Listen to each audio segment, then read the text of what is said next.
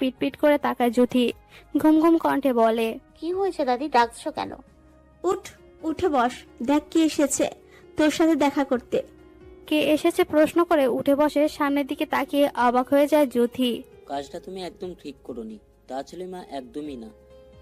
এর ফল তোমাকে ভোগ করতে হবে, চরমভাবে ভোগবে তুমি। পাপ বাপকেও ছাড়ে না। তুমি আমার সহজ সরল ছেলেটাকে কেট করেছো, এর জন্য তুমি কি শাস্তি পেবে তুমি ভাবতেও পারছো না। তুমি আমার বড় ছেলের মাথা ঘাম পায়ে ফেলে পরিশ্রম করার রোজগার নিয়ে করেছো, একদিন তারই তোমাকে পথে বসাবে, দূর দূর করে তাড়াবে। তোমাকে পথে বসতে হবে তাছলিমা, তুমি শান্তি পাবে না, কোনোদিনও শান্তি পাবে না। বলেই উচ্চস্বরে হাসতে থাকে। তাসলিমা বানু ভীত স্বরে বলে, না, কখনোই না, এমন কোনোদিনও হবে না। আমার সোনার টুকরো ছেলেরা কখনো এমন করবে না। করবে করবে, সবর করো। সবার ক্ষেত্রে সফলতার ফল মিষ্টি হলেও তোমার ক্ষেত্রে তার উল্টোটা হবে। মাত্র তো একটা ছেলে শাস্তি পেল, আর একটাও ঠিকই শাস্তি পাবে, দেখে নিও। বলে আবারও হাসতে থাকে। লজ্জা করছে না এমন কথা বলতে? ভুলে যেও না, ইরহান যেমন তোমার সন্তান, ইমন আর ঈশানও তোমার সন্তান। বাপ হয়ে নিজের ছেলের শাস্তি কষ্ট পাবার কথা তুমি বলছো? হতে পারে ওরা আমার ছেলে, আমার রক্তে, কিন্তু ওরা আমার মতো হয়নি, হয়েছে তোমার মতো। আর অপরাধীরা শাস্তি পাওয়ার যোগ্য। নিজের ছেলে বলে যে শাস্তি মাফ করবে তা নয়, সবই তোমার পাপের শাস্তি পাবে। তাসলিমা বানু না বলে লাফ দিয়ে ঘুম থেকে উঠে বসে পড়ে। এদিক ওইদিক তাকিয়ে জোরে জোরে নিঃশ্বাস নিতে থাকে। গলা শুকিয়ে কাঠ হয়ে গেছে। কাপা কাপা হাতে পাশের টেবিল থেকে পানির গ্লাস নিয়ে পানি খেতে থাকে। হাত কাঁপতে থাকায় কিছুটা পানি নিজের শরীরেও পড়ে। পানি খেয়ে কিছু সময় নিজেকে স্বাভাবিক করে। এত সময় স্বপ্ন দেখেছে, আর কথাগুলো ইরহানের বাবাই বলেছে তাসলিমা বানুকে। বুড়োটা মরেও শান্তি দিচ্ছে না আমাকে, ঘুমের মধ্যে এসেও জ্বালাচ্ছে। বেঁচে থাকতে কি জ্বালানো কম পড়ে গিয়েছে নাকি? জীবনটা শেষ করে দিচ্ছে। বেঁচে থাকতে আলাদি করে কত কিছু করে সম্পত্তিগুলো নিজের নামে করতে চেয়েছে, কিন্তু পারেনি। ঠিক নিজের আগের বউয়ের ছেলেকে অর্ধেক সম্পত্তি দিয়ে গেছে। এজন্য বুড়োটা দুই চোখের বিষ ছিল তাসলিমা বানুর। স্বপ্নকে বেশি পাত্তা না দিয়ে আবার শুয়ে পড়ে বিছানায়। মাত্র মনে হয় ভোর 4টা কি 5টা বাজে। আরো অনেকটা সময় ঘুমাতে পারবে। ওই দিন জ্যোতি ঘুম থেকে উঠে সীমাকে দেখতে পায়। সীমাকে দেখে বেশ অবাক হয়ে যায় জ্যোতি। না বলে হুট করে চলে আসায় কিছুটা চিন্তিতও হয়, কিছু হয়েছে কিনা। সীমাকে বসতে বলে, বিস্কুট চানাচুর দিতে বলে দাদিকে।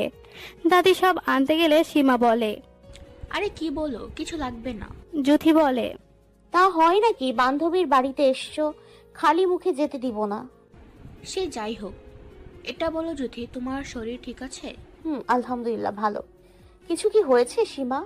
না মানে হুট করে এলে যে, সবকিছু ঠিকঠাক আছে তো? সব ঠিক আছে।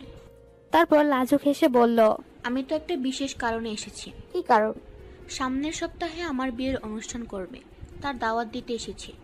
তোমার শাশুড়িদের বাবাই দিয়েছে, তোমাকেও তিনি দিতে চেয়েছিলেন। আমি না করেছি, বলেছি আমার বান্ধবীকে আমিই দিব।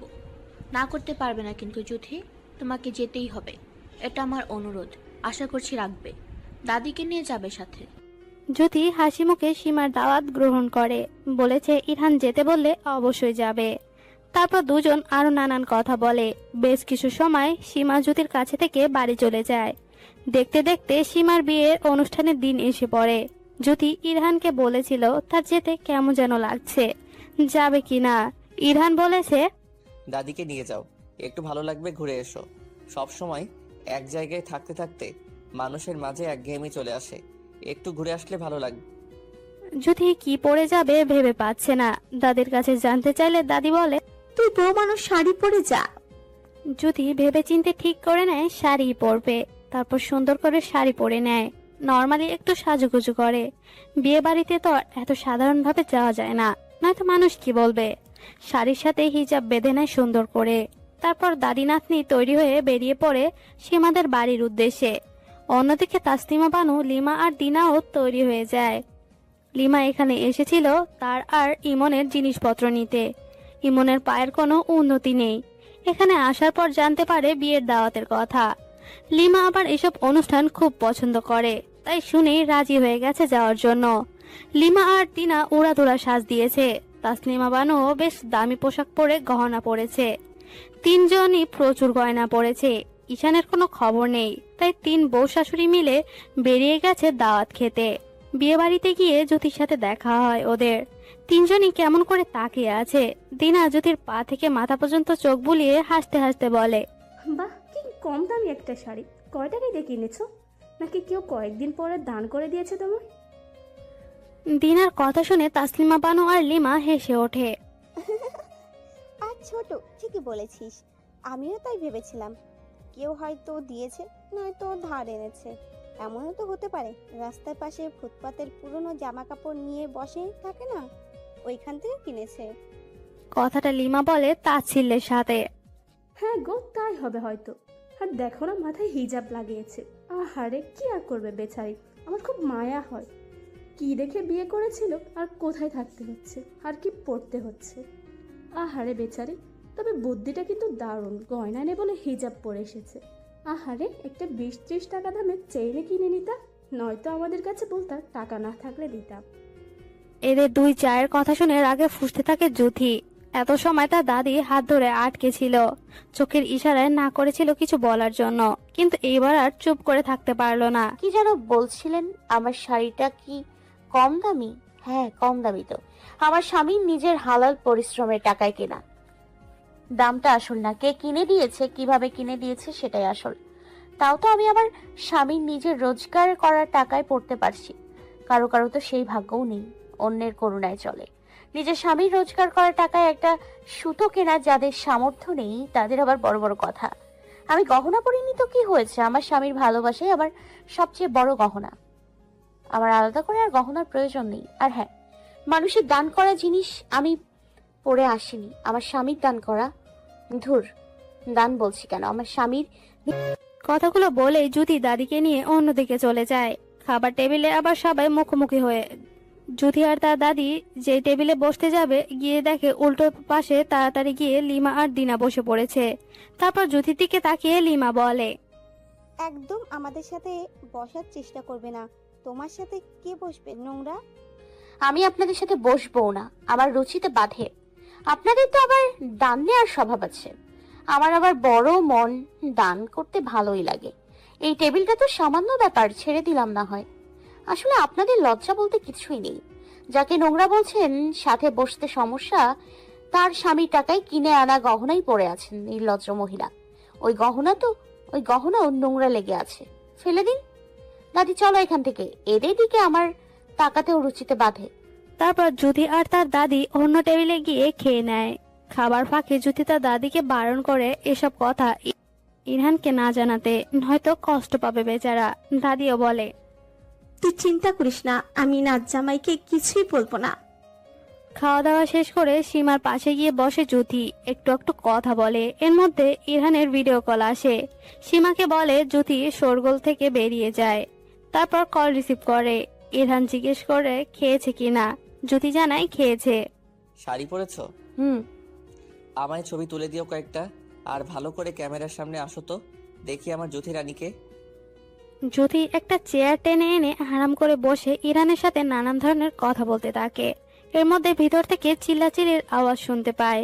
কি হয়েছে দেখবে বলে ইরহানকে বলে পরে কল দেওয়ার জন্য। তারপর কল কেটে ভিতরের দিকে যেতে থাকে দেখার জন্য। এর মধ্যে সামনে আরেকজনকে পেয়ে জিজ্ঞেস করে, কি হয়েছে? ভেতরে এত চিৎকার চেঁচামেচি কেন? মহিলাটা জানায় কার নাকি গয়না চুরি হয়ে গেছে। যদি কৌতূহলবশত ভিতরে গিয়ে দেখতে পায় তাসলিমা বানু চিল্লাচিল্লি করছে, লিমা কাঁদছে, আর দিনা তার মাথায় হাত বুলিয়ে দিচ্ছে। বুঝতে আর বাকি নেই লিমার গয়না চুরি হয়ে গেছে। বিয়ে বাড়িতে এ ধরনের বিষয় অহরহ ঘটে থাকে। কারো টাকা পয়সা, গয়না, মোবাইল চুরি হয়ে যায়। এত লোকের মাঝে কিভাবে যেন নিয়ে যায় কেউ বুঝতেই পারে না। বিয়ে বাড়িতে দাওয়াত খাওয়ার উসিলায় চুরি করে চলে যায়। মাঝে মাঝে বাইরের লোকও এসে চুরি করে। লিমা এক নাগারে কান্না করে চলেছে তার শখের গয়নাগুলো। এখন যে দাম স্বর্ণের, সাধারণ মানুষের জন্য কেনা খুবই কষ্টের। আর এই গয়নাগুলো তো সব বিদেশি, ওই গয়নাগুলোর মান ভালো। এরকম গয়না তো আর জীবনেও পরা হবে না। ইমন তো জীবনেও পারবে না গয়না গড়িয়ে দিতে। এতদিন নিজে পরের কাঁধে কাঁঠাল ভেঙে খেয়েছে, এখন তো পাটা গেছে। উফ, কোন দুঃখে এখানে আসতে গেল, আর কেনই বা আসলো। আসলো তো আসলো, গয়নাগুলো কেন পরে আসলো? না পরে আসলে তো কিছুই হতো না। শাশুড়ি আর দিনার গয়না ঠিক আছে, তারটাই পেল চুরি করার জন্য। তাসলিমা বানু অনেক রাগারাগি করছে। সীমার বাবার সাথে অনেক খারাপ ব্যবহার করেছে। কেমন লোকদের দাওয়াত দেয় যে গয়না চুরি হয়ে যায়? এসব চোর ছাচরদের দাওয়াত দিলে ওনাদের কেন দাওয়াত দিয়েছে? এই গয়নাগুলোর মূল্য কত জানে? তাসলিমা বানুর চিৎকার চেঁচামেচিতে পুরো বিয়ে বাড়ির লোকজন এসে জমা হয়েছে। যদি এসে এক পাশে দাঁড়িয়ে এদের তামাশা দেখছে। লিমার গয়না চুরি হয়েছে শুনে প্রথমে খুশি হলেও পরক্ষণে এটা ভেবে মন খারাপ হয়ে যায় যে তার বোকা পুরুষের পরিশ্রমের টাকায় কেনা গয়নাগুলো। তারপর আবার ভাবে তার মন খারাপ করে কি লাভ, এসব তো আর পেত না। বেশ হয়েছে নিয়ে গেছে, যার টাকায় কিনা গয়না তার বউয়ের সাথে কি অহংকার দেখিয়েছে। গয়না পরে বেশ রং ঢং করছিল। বেশ হয়েছে, চোর মহাশয় সঠিক কাজ করেছে, বেছে বেছে এই শয়তানির গয়নায় নিয়ে গেছে। সাথে ওই দুটোরগুলো নিয়ে গেলেও না, নিয়ে গেলে খুশি হইতো। জ্যোতির ভাবনার মাঝে তার পাশে এসে দাঁড়ায়। তারপর জ্যোতির দিকে তাকিয়ে জানতে চায়, কোথায় গিয়েছিলি বুতুই? কখন থেকে খুঁজতেছি। কোথাও যাইনি দাদি, তোমার নাচ জামাই কল দিয়েছিল, তাই একটু বাইরে গিয়ে কথা বলতেছিলাম। তুমি কোথায় ছিলে? আমি তো সীমার দাদির সাথে কথা বলতেছিলাম আর পান খাইতে গিয়েছিলাম। ও আচ্ছা। হ্যাঁ, কিন্তু এইখানে কি হয়েছে রে? দেখতে থাকো, মজার সার্কাস চলছে। জ্যোতির দাদি বুঝতে পারছে না এখানে কি হচ্ছে। জ্যোতি তারপর দাদিকে সব খুলে বলে, তারপর মিটমিটিয়ে হাসতে থাকে। তাসলিমা বানুর যখন জ্যোতির দিকে চোখ যায়, জ্যোতিও তখন তাসলিমা বানুর চোখের দিকে তাকায়।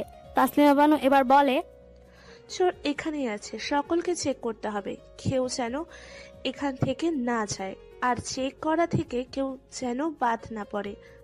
তাসলিমা বানুর এমন ধরনের কথায় কয়েকজন অমত জানায়। তাদের সামনে লাগে বিষয়টা। প্রথমে রাজি না হলেও পরে নিজেদের নির্দোষ প্রমাণ করার জন্য রাজি হয়ে যায়। একে একে সকলকে চেক করা হয়। জ্যোতি আর তার দাদিকে যখন চেক করতে আসে, তখন তাসলিমা বানু বলে ভালো করে ওদেরকে চেক দিতে। জ্যোতি কিছু বলেনি, বরং নিজে থেকে সহায়তা করেছে চেক করার জন্য। জ্যোতির কাছে কিছু পাওয়া যায়নি। তাসলিমা বানু আশায় আছে জ্যোতির দাদির কাছে পাওয়ার, কিন্তু তার ধারণা ভুল করে জ্যোতির দাদির কাছেও পেল না, এমনকি কারো কাছে পেল না। চোর কি চুরি করে এখনো এত দামি গয়না নিয়ে বসে থাকবে? কখন হয়তো চলে গেছে। শেষে কোনো উপায় না পেয়ে বাড়িতে চলে যায় তিনজন।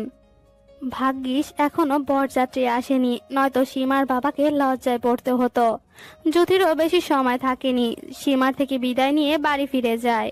এই নিয়ে দুবার বাড়িতে বিচার এসেছে ঈশানের নামে। মেয়ে নিয়ে এদিক ওদিক ঘুরে বেড়ায়। পার্কে, রাস্তাঘাটে বিভিন্ন জায়গায় দেখা যায় ঈশানকে এক এক সময় এক এক মেয়ের সাথে। সিগারেট খায় মুরব্বীদের সামনেই, আবার কিছু বললে সিগারেটের ধোঁয়া ছাড়ে মুখের সামনে। বড়দের মুখের ওপর কথা বলে, মারামারি তো আছেই, আরো নানান ধরনের বিচার নিয়ে যায় এসে গ্রামের লোক তাসলিমা বানুর কাছে। তাসলিমা বানু পড়েছে বিপাকে। এমনিতে ইমনের চিন্তায় ঘুম হারাম, আবার ছোট ছেলেটাও কি শুরু করেছে। ওই দিনের স্বপ্নটা চেয়েও ভুলতে পারছে না। ইরহানের বাবার কথাটা বুঝি সত্যি হতে চললো। না, এ হতে দিবে না তাসলিমা বানু, কোনো মতেই না। ঈশানকে নিজের কাছে ডেকে এনে ভালো করে বোঝায়, এসব ছেড়ে দিতে বলে। ঘরে তো বউ আছে, তাহলে বাইরের মেয়েদের নিয়ে ঘোরাঘুরি কেন? ঘুরে ভালো কথা, কাছাকাছি কেন ঘোরাঘুরি করে, যেটা গ্রামের লোকদের চোখে পড়ে? আর বড়দের সাথে কেন তর্কে জড়ায়? ওরা মুরব্বী মানুষ। একটা সমাজে বাস করতে হলে এটা মাথায় রাখতে হবে, নয়তো সমাজ থেকে বিতাড়িত করে দিবে। ঈশানের এক কথা, সে এইসব লোকদের তোয়াক্কা করে না। সে তার ইচ্ছে মতোই চলবে। মেয়ে নিয়ে রাস্তাঘাটে আরো বেশি করে ঘুরবে। কে কি বলবে তাতে তার কিছু যায় আসে না। ওই লোকদের কি সমস্যা? তোর নামে বিচার দিয়ে গেছে ঈশান। কে বিচার দিয়ে গেছে? নাম বলো, এর শালাকে আমি দেখে নিচ্ছি। কত বড় সাহস আমার নামে বিচার দিতে আসে বাড়িতে? নাম বলো মা, হারামজাদাদের বাপের নাম ভুলিয়ে দেবো। তুই এসব করিস না ঈশান, তোর ভাইয়ের অবস্থাটা তুই দেখতে পাচ্ছিস, সে হাঁটতে পারে না। তুই এখন গ্রামের লোকেদের সাথে মারামারি করলে হবে? ওরা এতগুলো লোক মিলে যদি তোর কিছু করে তখন কি হবে? তুই একা পারবি ওদের সাথে? একা কখনোই ওদের সাথে তুই পারবি না। কেন এমন করছিস বাপ? নিজের ক্ষতি কেন নিচে ডেকে আনছিস? ঈশান তাসলিমা বানুর কথা শুনেনি, আরো রাগারাগি করে বাড়ি থেকে বের হয়ে যায়। তার একটা কথা, যেটা ইচ্ছা সেইটা করবে, কেউ যেন নাক গলায়। তাসলিমা বানু ঈশানের কথায় হতাশ হন। ছেলেটা ওনার কথা বুঝতে কেন চাইছে না। মায়ের মন তো কু ডাকছে। ঈশানের এই মেয়েদের প্রতি নেশা আর একঘেয়েমির জন্য না কোনো বিপদ আসে। কয়েকদিন হয়ে গেল ঈশানকে দেখতে পাওয়া যায় না। তিনাও বাড়িতে নেই, বাপের বাড়ি গেছে কয়েকদিন হলো। ঈশান এমনিতেও বাড়িতে থাকে না, অনেক রাত অবধি বাড়ির বাইরে থাকে, ঠিকমতো বাড়িতে একবেলা ও খায় না। তাই তাসলিমা বানু ঈশানের কাছে বাড়ির চাবি নিয়ে ইমনকে দেখতে লিমাদের বাড়িতে চলে যায়। বলে যায় আজকের দিন থেকে আগামীকাল বিকেলে আসবে, নয়তো না আসতে পারলে পরশু আসবে। ঈশানও বলে থেকে আসার জন্য। আসলে তার মনে অন্য কিছু চলছে, তা তাসলিমা বানু জানে না। তাসলিমা বানু চলে যাওয়ায় ঈশান বেশ খুশি হয়। সূচনাকে ফোন দেয়, দিয়ে জানায় আজকে অন্য কোথাও আর যেতে হবে না, তোমাকে আমার বাড়িতে নিয়ে আসবো। পরে তুমি আর আমি, বাড়ি পুরোই ফাঁকা, কেউ নেই। সূচনা গ্রামের লোকের কথা জানতে চাইলে বলে ওসব নিয়ে তুমি মাথা ঘামিও না, তুমি শুধু আজকের জন্য প্রস্তুতি নাও, আর কিন্তু ছাড় পাবে না। আমার ভয় করছে ঈশান, অন্য কোথাও না হয় তোমাদের বাড়িতে যাওয়া কি ঠিক হবে? এই মেয়েটার অবাধ্যতাতে ঈশান মনে মনে বেশ রেগে যায়। তাও যথাসম্ভব নিজেকে নিয়ন্ত্রণ করে ভালো করে বুঝিয়ে রাজি করায় এ বাড়িতে আসার জন্য। সূচনাও আর অমাত করেনি, কেনই বা করবে। ঈশানের টাকা পয়সার প্রতি তার লোভ আছে। এই কয়েকদিনে অনেক কিছু পেয়েছি ঈশানের থেকে। সন্ধ্যায় সূচনাকে ঈশান নিজের বাড়িতে নিয়ে আসে। সূচনাকে ঘুরে ঘুরে সব দেখিয়ে বলে এসব এখন নিজেরই, ভাই আর আসবে না। তারপর দুজন নিজেদের মতো করে সময় কাটায়। পরের দিন সকালে তাসলিমা বানু জানায় সে আজও মনে হয় আসতে পারবে না। ঈশান বলে আসার দরকার নেই, থেকে আসো। সূচনাকেও রেখে দেয়, বিকেলে গিয়ে দিয়ে আসে, কারণ সূচনা হাসপাতালের ডিউটি আছে। বাড়িতে এসে ঘরে না গিয়ে ফোনে কথা বলতে বলতে পুকুর পাড়ের দিকে এগিয়ে যাচ্ছিল ঈশান। চোখ দুটো নেশাতার দৃষ্টিতে সামনে নিবদ্ধ। দুপুর 12টার দিকে ঘুমিয়ে উঠতে উঠতে বিকেল হয়ে গেছে। দাদিকেও ডাক দেয়নি, যার কারণে গোসল করতে পারেনি জুথি আবার গোসল না করে একদিনও থাকতে পারে না। শরীর চুলকায়, কেমন অস্বস্তি লাগে, রাতে ভালো করে ঘুমাতে পারে না। তাই 3টার দিকে ঘুম থেকে উঠে গোসল করে নিয়েছে।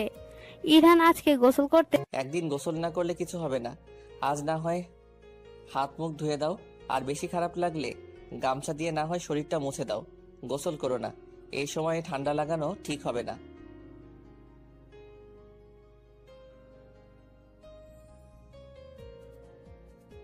গোসল যখন করবি কর, কিন্তু জুথি গোসল করতে গিয়ে সকলের বারণ ভুলে গেছে। আরামসে গোসল সেরে আসে। গোসল করে যেন সে অনেক কিছু অর্জন করে ফেলেছে। শীত এখনো রয়েছে, গ্রামে একটু বেশি শীত শীত ভাবটা থাকে। খাওয়ার পর উঠলে তো আরো বেশি শীত করে। জুথি খেয়ে ওঠার পর যেন দ্বিগুণ শীতটা বেড়ে গেছে। বাইরে তাকিয়ে দেখে হালকা রোদ আছে। তাই আর দেরি না করে ভিডিও কলে ইরহানের সাথে কথা বলতে বলতে পুকুর পাড়ে চলে যায়। ওইখানে রোদটা ভালোভাবে পড়েছে, তাই আরাম করে বসে বিকেলের মিষ্টি রোদ গায়ে মাখতে থাকে আর তার প্রাণপ্রিয় স্বামীর সাথে কথা বলতে থাকে। চুলগুলোও ছেড়ে রাখা, ভালো করে মুছে আসলেও ভেজা ভেজা ভাব আছে, তাই ছেড়ে রেখেছে। হালকা হালকা ভাবে শরীরটা ঝাঁকুনি দিচ্ছে। ইরহান হয়তো তা বুঝতে পারছে, তাই ফোনে বকাবকি শুরু করে দেয়। আমি মানা করেছিলাম না তোমায় গোসল না করতে? ঠান্ডাটা লাগুক, পরে বোঝাবো মজা। লাগবে না ঠান্ডা। হ্যাঁ, আপনি তো সব জানেন। তারপর জুথিকে নকল করে বলে লাগবে না ঠান্ডা। জুথি ইরহানের কথায় মুখ ভেঙচি কাটে। এই বাচ্চার আম্মু, একদম মুখ ভেঙচি কাটবে না বলে দিলাম। কেন কাটবো না, 100 বার কাটবো। বলেই আবার ভেঙচি কাটে। আমি পাশে থাকলে বুঝাইতাম, কেন কাটবে না? কচু বুঝাইতেন। ইরহান আর জুথি আরো নানান কথায় হাসতে থাকে। অন্যদিকে ঈশান এখনো কানে ফোন হাতে স্তব্ধ হয়ে দাঁড়িয়ে আছে। এইটা সে কি দেখছে, নিজের চোখকে বিশ্বাস করতে পারছে না। ফোনের অপর পাশের মানুষ যে অনবরত কথা বলে হ্যালো হ্যালো করে চলেছে, সেই দিকে তার হুঁশ নেই। তার চোখে যে নেশা লেগেছে, যা তাকে চুম্বকের মতো সামনে বসে হাসতে থাকা রমণের দিকে টানছে। চোখ ফেরানো দায় হয়ে গেছে। হ্যালো বন্ধুরা, পরবর্তী পার্ট খুব তাড়াতাড়ি আসবে, তো সবাই অপেক্ষায় থাকো। আর চ্যানেলটি যারা এখনো সাবস্ক্রাইব করোনি, তারা পরবর্তী পার্ট দেখার জন্য চ্যানেলটি সাবস্ক্রাইব করে রেখো। ধন্যবাদ সবাইকে, আমাদের সাথেই থেকো।